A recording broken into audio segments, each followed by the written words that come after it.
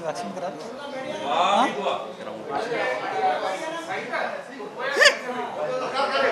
ऐसा क्यों करते हो यार? हुआ है अभी यार, क्यों?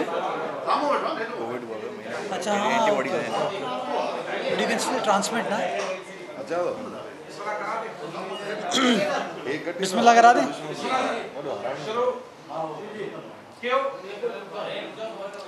भाई सब्र करने का कह रहा है यार, और वो बंदा कह रहा है जिसने मास्क सही पहना है, तो उसका तो मैं एहतराम में बिल्कुल बात सुनूंगा।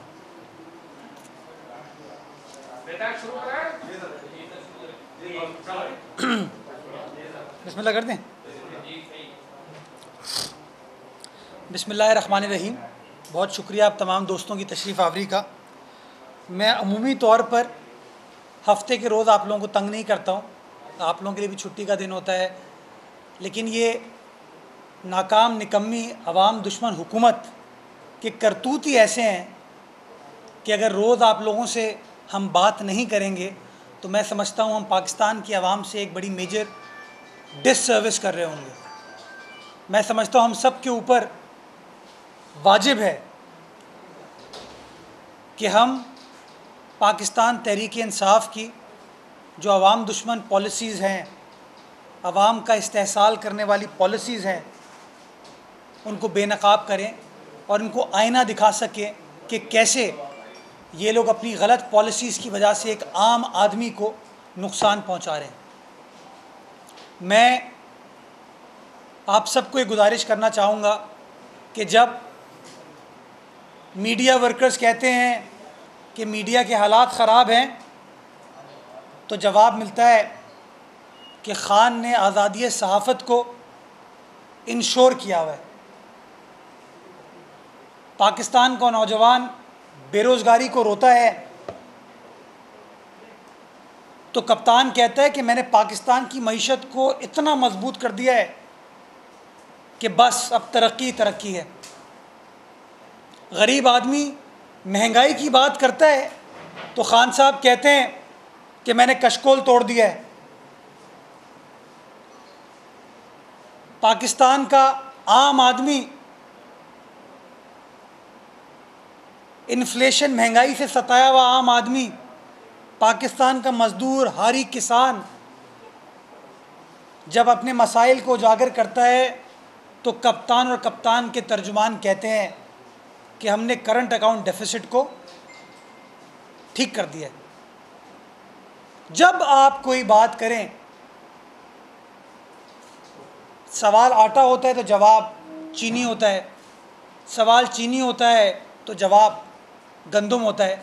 कभी किसी सवाल का ये लोग जवाब नहीं देते। लेकिन कल बड़े हैरत अंगेज़ इंकशाफात कौमी असम्बली में वफाकी हुकूमत ने ख़ुद अपने मुताल्लिक़ किए, और मैं समझता हूँ कि आज की प्रेस कॉन्फ्रेंस का महवर वो रेवोल्यूशंस हैं जो कि वफाकी हुकूमत ने ख़ुद कौमी असम्बली में इकनॉमिक अफेयर्स डिवीज़न ने अवामी नुमाइंदों के सामने रखे हैं। और वो ये हैं कि पिछले 11 माह में ये वो लोग जो कहते थे मैं IMF नहीं जाऊंगा, ये कैसे लीडरान हैं जो IMF के पास चले जाते हैं, कशकोल लेके सारी कौम की बेइज्जती कराते हैं, मैं कभी कर्ज नहीं लूँगा। उस इमरान ख़ान ने जिसने 25 जुलाई 2018 से पहले ये तमाम सब्ज़ बाग पाकिस्तान की आवाम को दिखाए थे, उसकी वफाकी हुकूमत ने, उसके अपने इकनॉमिक अफेयर्स डिवीज़न ने कल कौमी असम्बली को बताया, जब सरप्लस ग्रांट के दस्तावेज़ात कौमी असम्बली में सबमिट किए गए, कि पिछले 11 माह में पाकिस्तान ने 11.9 अरब डॉलर कर्जा लिया है। कितना? 11.9 अरब डॉलर कर्जा लिया है। किसने लिया है? इमरान ख़ान साहब की वफाकी हुकूमत ने लिया है। यानी कि माहाना हर महीने पिछले 11 माह में 1.1 अरब डॉलर कर्जा कप्तान की हुकूमत ने लिया है।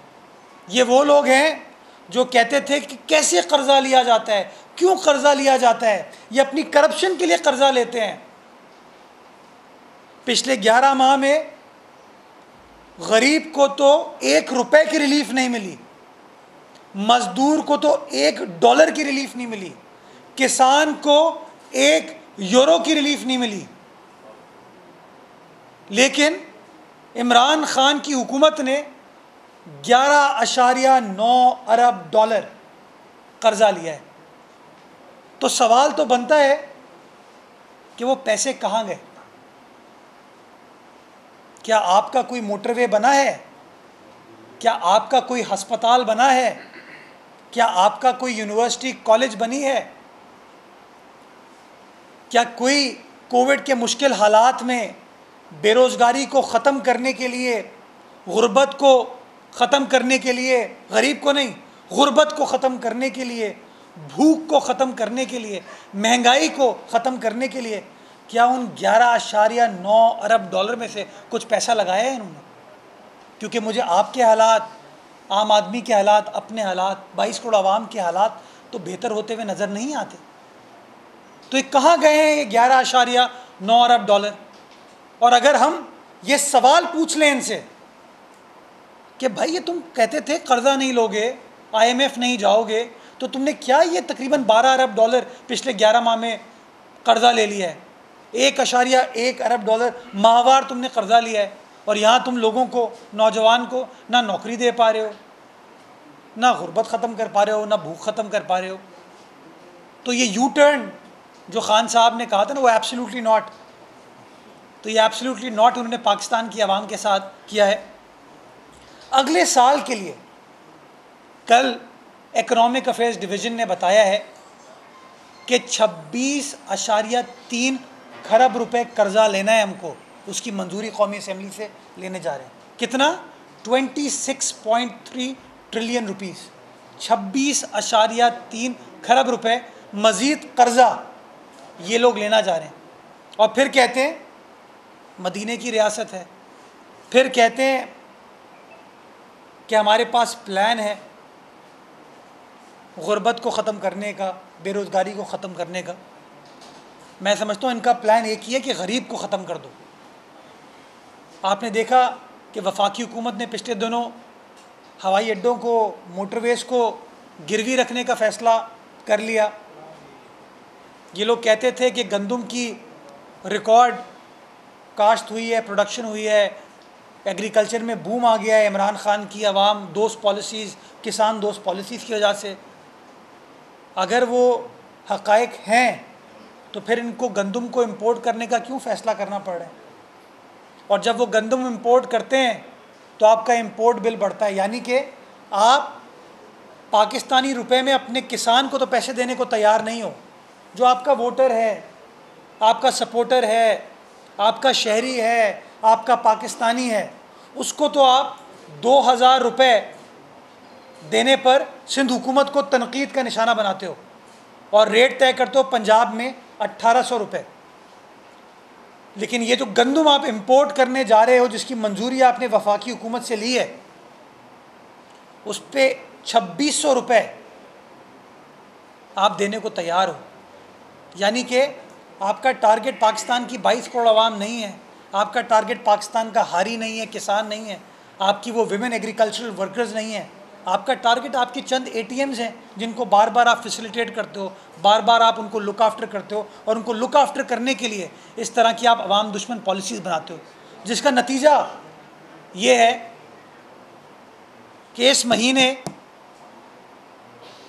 पाकिस्तान का करंट अकाउंट डेफिसिट $632 मिलियन है, $632 मिलियन। ये डॉक्यूमेंटेड बात कर रहा हूँ मैं कोई डाक साहब वाली बात नहीं कर रहा हूँ आपके सामने। $632 million, $632 million current account deficit है। मैं इमरान खान साहब से सवाल पूछना चाहूँगा, आज से 3 माह कबल जब दुनिया बंद थी कोविड की वजह से, जब चीज़ें इंपोर्ट नहीं हो पा रही थी, तो फ़ख्रिया आप बता रहे थे कि मैंने करंट अकाउंट डेफिसिट को ख़त्म कर दिया है, पाकिस्तान सरप्लस में आ गया माशाल्लाह। ट्वीट करते थे, सारे उनके तर्जुमान बैठ के उस पर प्रेस कॉन्फ्रेंसेस करते थे। अरस्तु कहता था कि वाह क्या कप्तान है, ये होता है कप्तान, ये होता है लीडर। तो आप कोई ट्वीट करे ज़रा, कोई बताए कि $632 मिलियन का जो करंट अकाउंट डेफिसिट है, क्या उसकी जिम्मेदार पाकिस्तान पीपल्स पार्टी है? क्या उसकी जिम्मेदार पाकिस्तान की ऑपोजिशन जमातें हैं? क्या उसकी जिम्मेदार आप बाशऊर, ज़ीरक, बहादुर सहाफ़ी हैं? क्या उसके ज़िम्मेदार पाकिस्तान की 22 करोड़ आवाम है? नहीं, उसकी ज़िम्मेदार ये अशराफिया है, ये चंद लोग हैं जो पाकिस्तान के इक़्तिदार पे बार बार आवाम को बेवकूफ़ बना के तब्दीली के नाम पर इक़्तिदार में आए थे। तब्दीली की बात करके पाकिस्तान की आवाम को दर हकीकत सिर्फ़ और सिर्फ तबाही दी है। और इसलिए मैं बार बार PTI को कहता हूँ पाकिस्तान तहरीक इंतशार।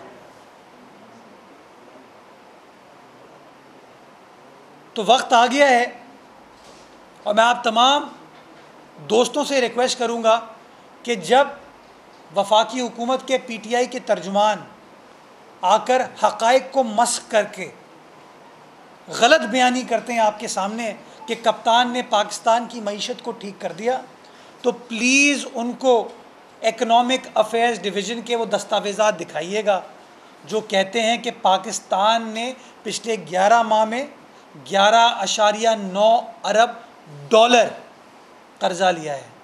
1.1 अरब डॉलर माहवार कर्ज़ा लिया है। उनको बताइए और उनसे सवाल पूछिए, क्या इकनॉमिक अफेयर्स डिवीज़न ने जो वफाकी पार्लियामान में, कौमी असम्बली में जो ये नंबर्स दिए हैं, नंबर्स गलत हैं? क्या इकनॉमिक अफेयर्स डिवीज़न गलत बयानी कर रही है या आप लोग गलत बयानी करते हैं? उनसे सवाल पूछिएगा कि क्या वफाकी हुकूमत आइंदा माली साल में 26.3 खरब रुपए कर्ज़ा लेने जा रही है या नहीं जा रही है? और उनसे सवाल पूछिएगा कि क्या करंट अकाउंट डेफिसिट पाकिस्तान का इस वक्त $632 मिलियन पर खड़ा है या नहीं खड़ा? और आखिर में सवाल पूछिएगा कि अगर गंदम के आड़ में आपको पैसे खर्च करने ही थे, तो अगर वो पाकिस्तान के गरीब हारी को, अगर पाकिस्तान के गरीब किसान को वो आप दे देते तो क्या वो बेहतर नहीं होता? बहुत शुक्रिया। पाकिस्तान जिंदाबाद। ये बता दें कि जो भी आपने बातें की, अपोजिशन कहाँ खड़ी है? नंबर 1, क्योंकि वो धक्के की चोट पर कह रहे हैं जो हम कर रहे हैं बिल्कुल फ्री हैंड है, और वो उल्टा आप लोगों का मजाक उड़ाते हैं कि इनमें दम नहीं है, इसमें सिकत ही नहीं है। बल्कि उनका जो बयानिया है आपके हवाले से, अपोजिशन जमातों के हवाले से, वो बयानिया मजीद मजबूत तर होता जा रहा है। लेकिन जो आप लोगों का बयानिया है, जो भी आप बता रहे थे, वो कमज़ोर से कमज़ोर पड़ता जा रहा है। ये अपोजिशन की अपनी कमज़ोरियाँ हैं, कुछ और वजह है? वो एक बड़ी मशहूर कहावत है कि इतनी ज़ोर से झूठ बोलो, इतनी ज़ोर से झूठ बोलो कि वो सच लगे। तो PTI तो है प्रोपेगेंडा की जमात। हिटलर भी इनकी कार्रवाई देख के खुश होता होगा। हिटलर भी सोचता होता काश यार ये लोग मेरे पास होते, रूस फतेह कर लेता, तो पता नहीं क्या क्या कर लेता वो। ये लोग ज़ोर ज़ोर से चीख चीख के गलत बयानी करते हैं। और इसलिए मैंने आपको ये नहीं कहा कि यार मैं अपनी इख्तरा लेके आया हूँ। आज के अखबारात में कौमी असम्बली की प्रोसीडिंग्स को रिपोर्ट किया गया है। उस प्रोसीडिंग्स के बारे में आज के अखबारों में लिखा गया है कि इतने कर्जे इन्होंने लिए हैं। तो या तो ये झूठ बोलते हैं या इनके इदारे झूठ बोल रहे हैं। इकनॉमिक अफेयर्स डिवीज़न मैं तो नहीं चला रहा, मेरे पास तो कौमी असम्बली के दस्तावेज़ात की रसाई नहीं है। मैं तो आपसे वो बात कर रहा हूँ जो हक़ाइक़ पर मबनी है। और मैं बार बार, इसलिए मैं अपने इंट्रोडक्शन में कह रहा था कि इनसे आप सवाल गंदुम करेंगे, जवाब चना होगा। आप इनसे पूछेंगे कि इमरान खान ने मईशत को तबाह कर दिया, वो कहेंगे पीपल्स पार्टी ने ये किया था। वो कहेंगे वो नेशनलाइजेशन पॉलिसी ले आए थे लोग। वो भाई उनसे निकलो बाहर। आपने 25 जुलाई 2018 को कौम को वादा किया था कि मेरे पास 22 साल का तजुर्बा है, मेरे पास अरस्तुओं की टीम है, इतनी बड़ी टीम है इनके पास कि माशाल्लाह पिछले 3 सालों में 4 वज़ीर ख़जाना ये लोग तब्दील कर चुके हैं, पता नहीं कितने वज़ीर तवानाई चेंज कर चुके हैं। वो जो कंपनीज डील करती है ना मिनिस्ट्री के साथ, वो जब आती हैं कोई नया वज़ीर खड़ा हुआ होता है, हर वज़ीर से नई डील करनी पड़ती है। तो हम हक़ाइक़ पर मबनी बात करते रहेंगे, ये जितनी ज़बाबंदी करने की कोशिश कर लें। हम सवालात उठा रहे हैं आपके ज़रिए, बड़ाए मेहरबानी उनसे उन सवालात का जवाब मांगे कि भाई इधर उधर ना जाओ, सलीमुल्लाह कलीमुल्लाह नहीं करो, सवाल का जवाब दो कि क्या कर्ज़ लिया है कि नहीं लिया, क्या इतना कर्ज़ लेने जा रहे हो या नहीं लेने जा रहे हो, क्या पाकिस्तान का करंट अकाउंट डेफिसिट इतने रुपए पे, इतने डॉलर्स पे खड़ा है कि नहीं खड़ा, क्या पाकिस्तान के एयरपोर्ट मोटरवेज गिरवी करने जा रहे हो कि नहीं जा रहे हो, क्या गंदम तुम लोग इतने महंगे दामों पर इंपोर्ट करने जा रहे हो कि नहीं करने जा रहे हो। ये 5 मैंने बुनियादी सवाल आपके सामने उठाएं, और ये मैं आवाम की तर्जुमानी कर रहा हूँ ना।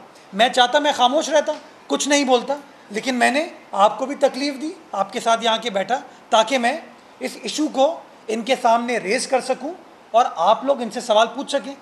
कभी करेंगे 3 बजे, 4 बजे, 5 बजे प्रेस कॉन्फ्रेंस करेंगे, कल कोई और प्रेस कॉन्फ्रेंस करेगा तो सवाल पूछ लीजिएगा। अच्छा, मुझे सवाल भी करना है, वफाकी हुकूमत की जो कारकर्दगी अपनी अदालतों में रिपोर्ट हो रहा है कि सामने आ रहा है कि उज़ैर बलोच का एक और एतराफ़ी बयान आया कि फरियाद तालपुर भत्ता लेती थी सेनेटर यूसुफ बलोच और दीगर के जरिए से जो वो असलाह दहशतगर्द सप्लाई होते थे। सिंध हुकूमत इस पर क्या कर रही है? उज़ैर बलोच उस वक्त तहवील में उन्होंने बयान दिए, अदालत में दिए होंगे। अच्छा, जब ये देखते हैं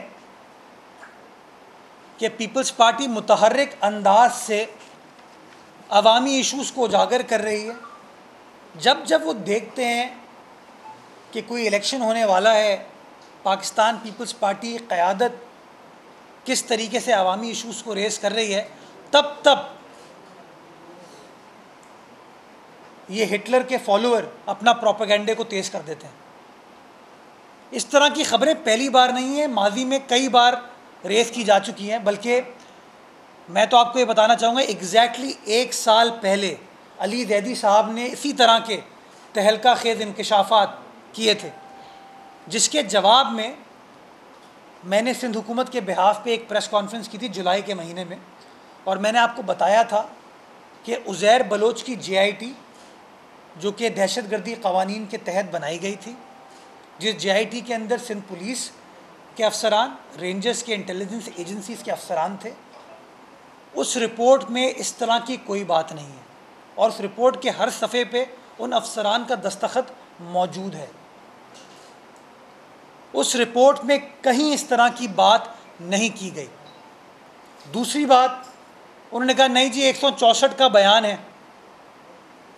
वो 164 का बयान कब रिकॉर्ड किया गया, कानून के मुताबिक रिकॉर्ड किया गया, नहीं रिकॉर्ड किया गया, किसने रिकॉर्ड करवाया, किसके सामने रिकॉर्ड हुआ, ये बात अली ज़ैदी साहब को तो पता थी, लेकिन जो हुकूमत है उसको इन चीज़ों का नहीं पता था, चूँकि ये डॉक्यूमेंट्स एग्जिस्ट नहीं करते।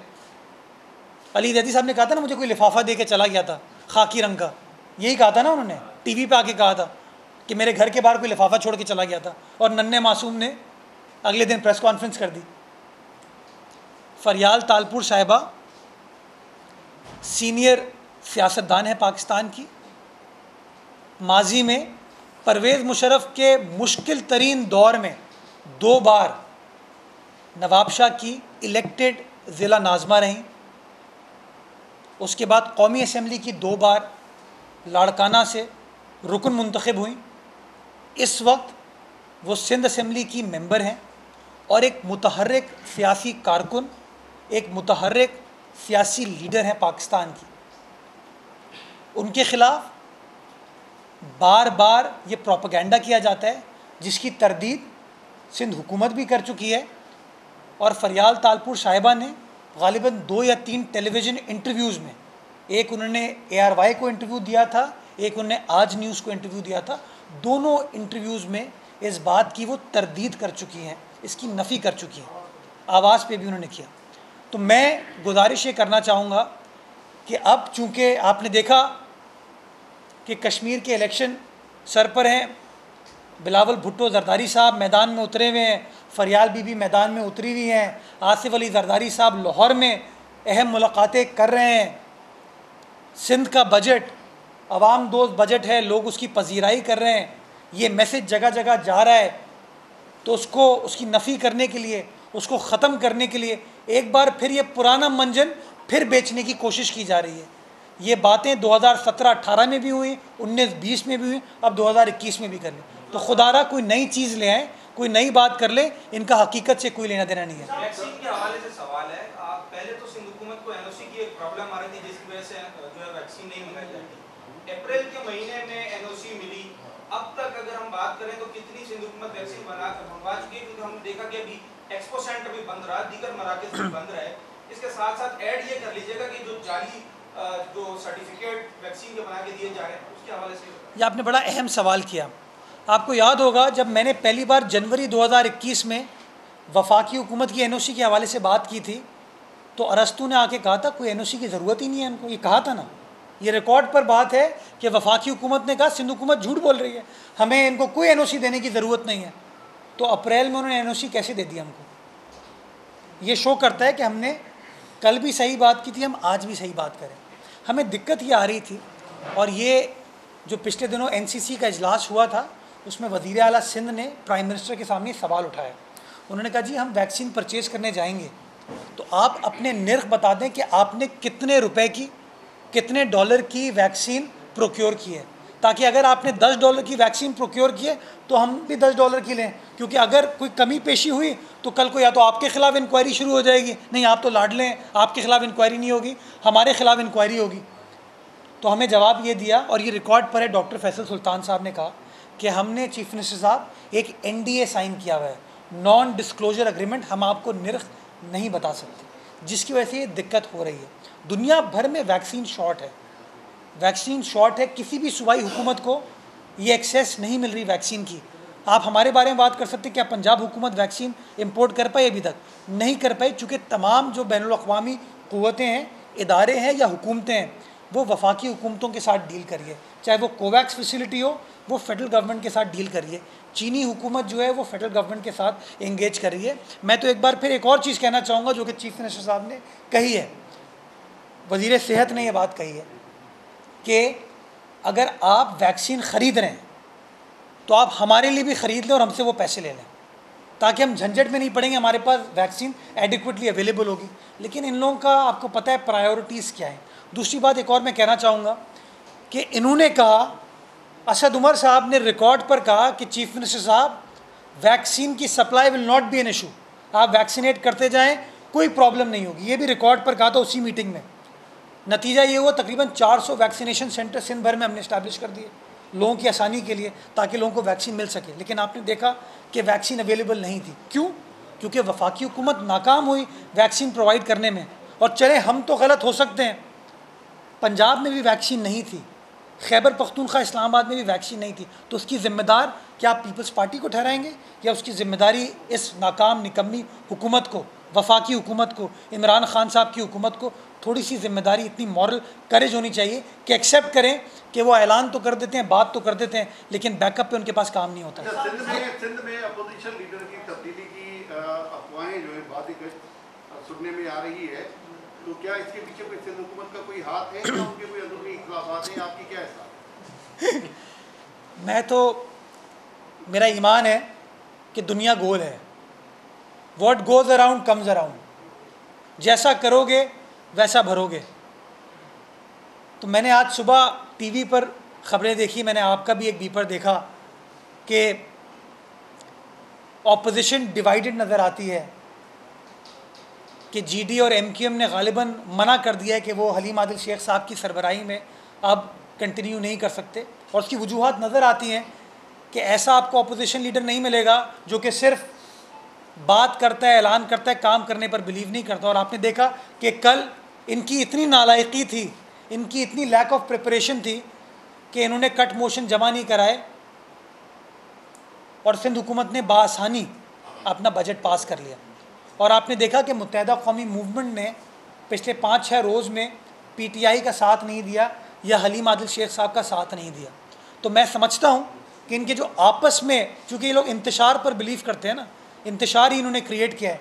तो पिछले कई माह से चूँकि इन्होंने बार बार एक दूसरे के ख़िलाफ़ साजिश की है, तो मैं समझता हूँ अब वक्त आ गया है कि इनके ख़िलाफ़ वो कार्रवाई की जा रही है। ये एक्सपोज हो चुके हैं। मैं समझता हूँ तमाम अखबारों में आज खबर नशर हुई है कि इनकी नालायकी की वजह से बासानी हमने अपना बजट मंजूर करा लिया।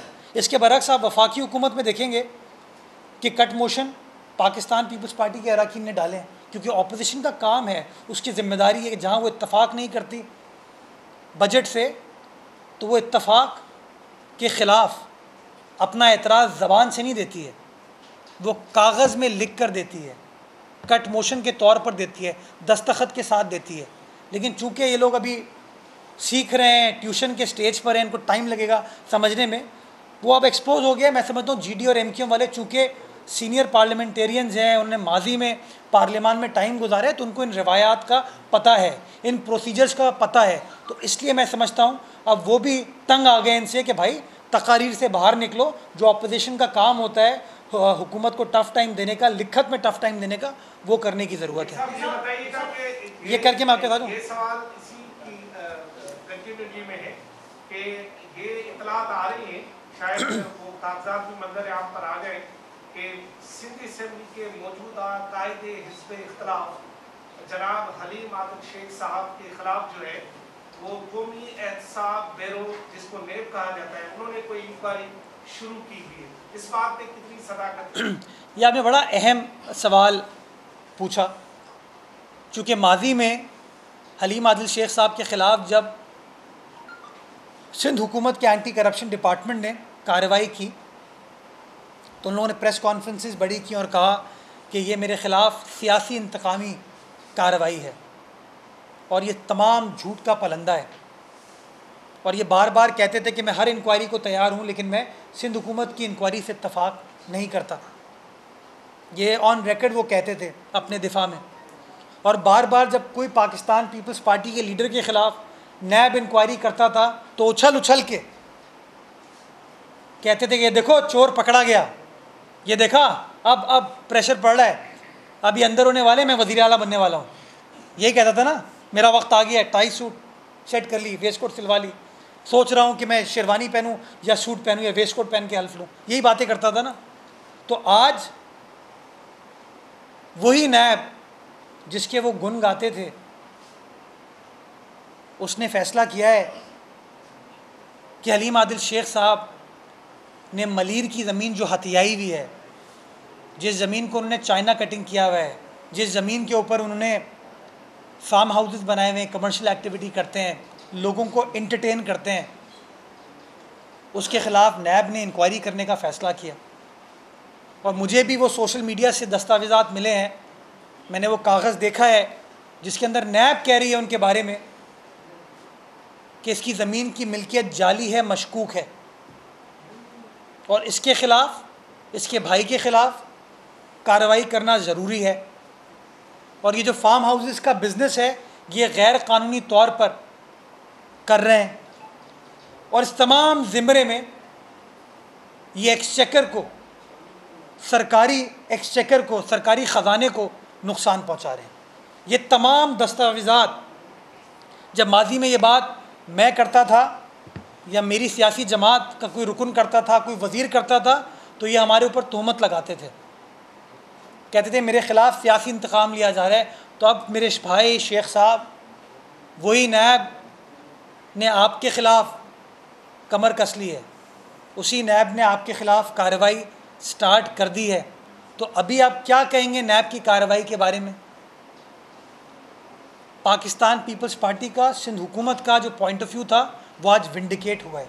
जो तैमूर टालपुर साहब बार बार फ्लोर ऑफ द असेंबली हो या प्रेस कॉन्फ्रेंस में कहते थे कि उन्होंने फ़लाँ एक बहुत ही मुअज़्ज़ज़ खातून की ज़मीन हथियाई हुई है, उस ज़मीन का भी जिक्र है उन दस्तावेज़ात में। तो आज तो साबित हो गया कि जो पाकिस्तान पीपल्स पार्टी का मौक़िफ़ था कि ये लैंड ग्रैबर हैं, ये चाइना कटिंग की है, उन्होंने मलीर की ज़मीन पर कब्ज़ा किया है। आज ये बात सिर्फ हम नहीं कर रहे हैं, अब नेशनल अकाउंटेबिलिटी ब्यूरो भी यही बात कर रहा है हलीम आदिल शेख साहब के बारे में। किन लोगों का?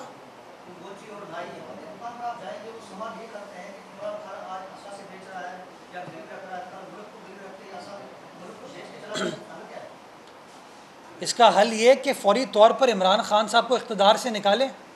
मैं समझता हूँ वही मोची वही नाई किसी ज़माने में इमरान खान साहब की चिकनी चुपड़ी बातों में आ गए थे। वही ख़वातीन जिनके बारे में बड़ा मुतनाज़ा बयान, शर्मनाक बयान खान साहब ने दिया है, स्टेटमेंट दिया है, वो भी इनकी क्या कहते हैं बहलाने फुसलाने वाली बातों में आ गए थे। तो अब कौम को अंदाज़ा हो रहा है कि यार ये बस बातों का शेर है, बाकी तो काम वाम है ही नहीं, बाकी तो ढेर है।